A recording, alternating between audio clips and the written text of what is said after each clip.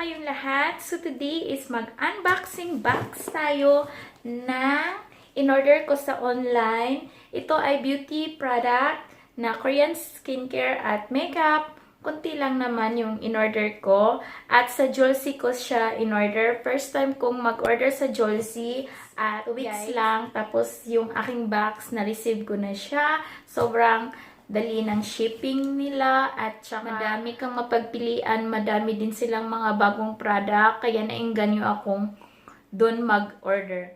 So, ala. Ay, naku, excited ulit ako ng mga Korean product. Ayan, yung nasa loob. Yung hindi nakabalot, parang pre-sample siya.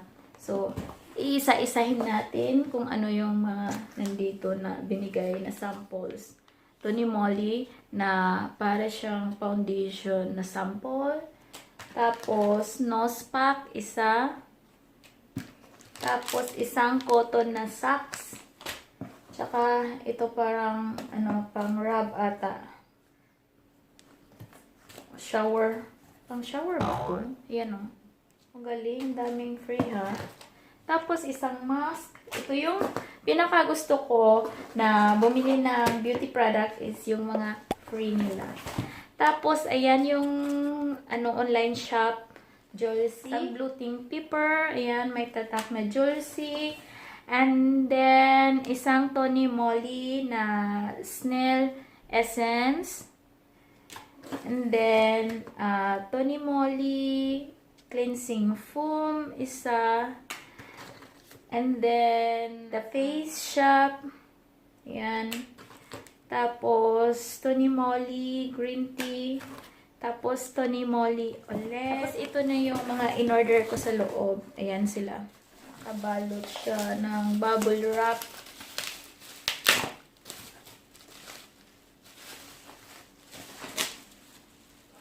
Ooh! Yeah! My God, I'm so excited. Ito, guys, sorry, hindi ko alam kung paano siya bigkasin. Nahihirapan ako. Ayoko naman siyang bigkasin. Baka mali-mali naman yung pagbigkas ko. So, aloe vera sunscreen siya, guys. Ayan. At yung loob niya is 50 ml siya. Ayan siya. And then, tapos, isa nitong Tiam. Tiam yung brand. My signature sea source. Vitamin siya sa face. And ito yung itsura niya sa loob. Finally, matatry ko na siya.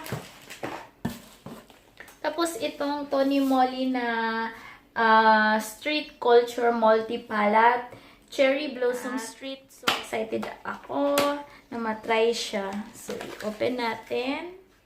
So, ganiri yung loob niya. Tapos, yung palette. Wow! Meron siyang blush on dito sa gilid. Dalawang kulay. Tapos, yan yung kulay niya sa loob. Pinky-pinky. Na meron ding mga brown. Merong shimmery at meron ding matte.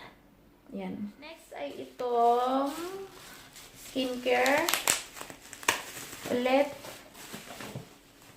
Oh, so meron pala silang binigay na pre na pang rubber band para sa buhok. Beauty of Joseon. Ang hirap bigkasin. Ito ay sleeping mask.